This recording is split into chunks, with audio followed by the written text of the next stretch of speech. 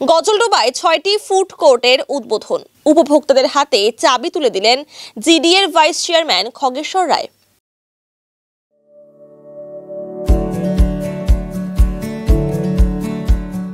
Pampered, not just a hospital, but a mother. New life fertility centre আধুনিক চিকিৎসা ও বিশেষজ্ঞদের সহায়তায় আপনার স্বপ্ন পূরণ করতে প্রস্তুত। নতুন জীবনের স্বপ্ন সত্যি করতে আজই যোগাযোগ করুন। নতুন জীবনের সূচনা এখানেই। বৃহস্পতিবার গজলডোবা ব্রিজ পার করে ক্রান্তি ব্লকের অন্তর্গত এলাকায় গজলডোবা ডেভেলপমেন্ট অথরিটির পক্ষ থেকে নির্মিত ৬টি নতুন স্টলের আনুষ্ঠানিক উদ্বোধন করা হয়। প্রায় ৯০ লক্ষ টাকা ব্যয় তৈরি হওয়া এই ফুড কোর্টগুলি আজ লটারির মাধ্যমে নির্বাচিত ৬ জনের হাতে তুলে দেন জিডিএর ভাইস চেয়ারম্যান তথা রাজগঞ্জের বিধায়ক খগেশ্বর রায়। এই প্রসঙ্গে বিধায়ক খগেশ্বর রায় জানান, গজলডোবা ডেভেলপমেন্ট অথরিটির প্রায় ৯০ লক্ষ টাকা ব্যয় নির্মিত এই ৬টি স্টল আজ ৬ জনের হাতে তুলে দেওয়া হলো। এর ফলে একদিকে যেমন এলাকার অনেকেই রোজগারের সুযোগ পেলেন, তেমনি গজলডোবা ঘুরতে আসা পর্যটকরাও বিভিন্ন খাবারের স্বাদ নিতে পারবেন। এদিন উপস্থিত ছিলেন মালবাজার মহকুমার শাসক শুভম কুন্দল, সমাজসেবী অরিন্দম ব্যানার্জি, ললিত রায়, সুব্রত বিশ্বাস সহ অন্যান্যরা। নিশ্চয়ই আপনারা জানেন 2017 সালে গজলডোবা ডেভেলপমেন্ট অথরিটি হয়, সেটা আমাদের বাংলার মুখ্যমন্ত্রী মাননীয় মমতা ব্যানার্জি করেছেন। তাই তারপরের থেকে আজকে যেমন বিভিন্ন রকম উন্নয়নমূলক কাজ হচ্ছে, আজকে দেবীচানী মন্দির থেকে শুরু করে গজলডোবা ডেভেলপমেন্ট অথরিটি থেকে প্রায় 10খানা রাস্তার কাজ শুরু হয়েছে। প্লাস আপনারা নিশ্চয়ই দেখেছেন সামনে একটা বাজার আছে যেটা গজলডোবা, সেখানে প্রায় 45টা মতো স্টল করা হবে।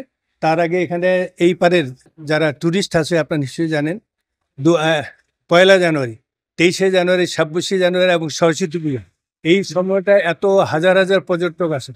বিশেষ করে 26 জানুয়ারি লাখো লাখো পর্যটক বাইরে থেকে। এত ব্রিজটা বন্ধ আছে বলে অসুবিধা, যেহেতু আজকে জুন মাস, জুলাইয়ের মধ্যে ব্রিজটা খুলে যাবে। আপনি দেখলে অবাক হয়ে যায়, 1 জানুয়ারি, 23 জানুয়ারি, 26 সরস্বতী পূজার দিন হাজারো হাজারো দর্শক আছে। এবং এই পারে যেহেতু কোনো দোকান নেই, তাই গজলডোবা ডেভেলপমেন্ট অথরিটির মাধ্যমে এই যারা পর্যটক যারা আছে তাদের সুবিধার জন্য, তাদের সুবিধার জন্য 6টি দোকানঘর খুলে আজকে তাদের হাতে অর্পণ করে দেওয়া হল। সেগুলো লটারির মাধ্যমে হয়েছে। নিশ্চয়ই আমি আশা রাখবো যারা পেয়েছে ভালো করে দোকানগুলো চলবে, এবং যারা পর্যটক আছে যেহেতু এই পারে কোনো দোকান নেই, তাদের সুবিধার জন্য তাদের বিভিন্ন রকম, যে এই পারে হয়তো জল খাবে, আর কারো হয়তো চা খাওয়ার ইচ্ছা, কারো ফাস্টফুড খাওয়ার ইচ্ছা, তাই বিভিন্ন রকম দোকান 6টি দোকান হবে।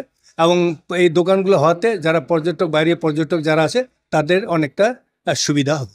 সর্বপ্রথম এই গজলডোবা ডেভেলপমেন্ট অথরিটি যে করে দিয়েছে আমাদের মাননীয় মমতা ব্যানার্জি, সর্বপ্রথম সেই সরকারকে ধন্যবাদ জানাবো। একজন দোকানের ক্রেতা তো নয়, আজকে বিক্রেতা হয়ে গেলাম।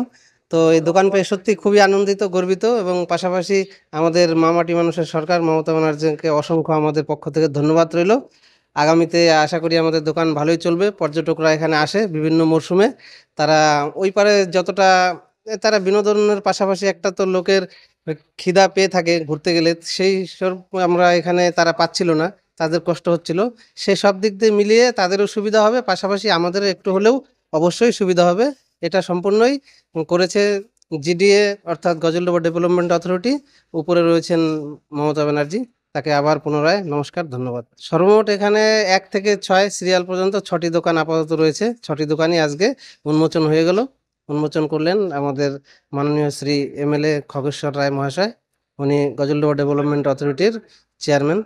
এখানে পরিবেশ যেরকম রয়েছে তার সঙ্গে মিলিয়ে হচ্ছে আমাদের বিশেষ করে ফাস্টফুডটাই করতে হবে। ফাস্টফুডটাই আপাতত ভেবে রেখেছি।